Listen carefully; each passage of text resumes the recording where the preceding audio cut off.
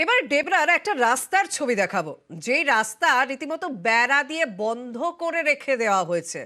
এবং এই যে বেড়া দিয়ে বন্ধ করে রাখা হয়েছে রাস্তা, যার জেরে 15টি পরিবারের মানুষ তারা সমস্যায়, তারা ঠিকঠাক যাতায়াত করতে পারছে না বলে অভিযোগ। এবং বিজেপির পঞ্চায়েত সদস্যের বিরুদ্ধে এই অভিযোগ উঠছে যে সে এই গ্রামের রাস্তা বেড়া দিয়ে বন্ধ করে রেখেছে।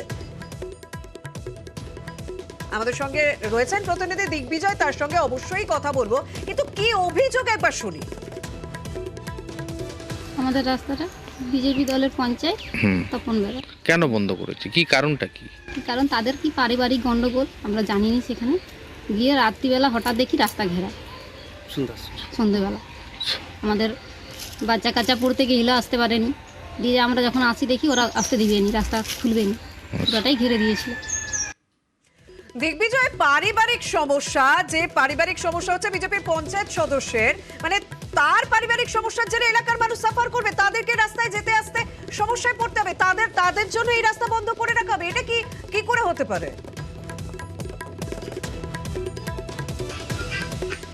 দেখো, ইতিমধ্যেই গ্রামবাসী যারা তারা ইতিমধ্যেই ডেবরা থানার দ্বারস্থ হয়েছে এবং 3 দিন ধরে এই ঘটনা চলছে। পশ্চিম মেদিনীপুর জেলার ডেবরা ব্লকের 6 নম্বর জলিমান্দা গ্রাম পঞ্চায়েতের জলিমান্দা পশ্চিম গ্রামে বিজেপির যে পঞ্চায়েত সদস্য রয়েছে তপন বেড়ার বিরুদ্ধে অভিযোগ রয়েছে যে এলাকার যে গ্রামীণ রাস্তা রয়েছে, যে রাস্তা দিয়ে 15টির বেশি পরিবার যাতায়াত করে, সেই রাস্তা হঠাৎ করেই বেড়া দিয়েছে।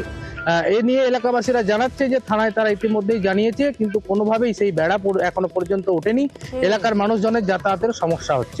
এবং এই অভিযোগ থাকো যার বিরুদ্ধে এই অভিযোগ বিজেপির পঞ্চায়েত সদস্য, তিনি কিন্তু বলছেন যে এটা সর্বৈব মিথ্যা, তিনি এই রাস্তা দিয়ে যাতায়াতই করেন না। একবার শুনি।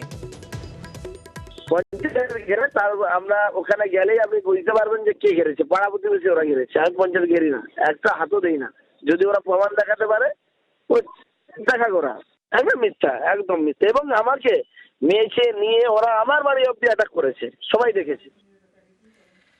দিগ্বিজয়, আমরা এই পঞ্চায়েত সদস্যের বক্তব্য শুনছি, তিনি তো বলছেন মিথ্যা কথা। মানে হচ্ছেটা কি, বিষয়টা হচ্ছেটা কি? যাই হোক না কেন, সাধারণ মানুষ সঠিক পরিষেবা কবে পাবেন?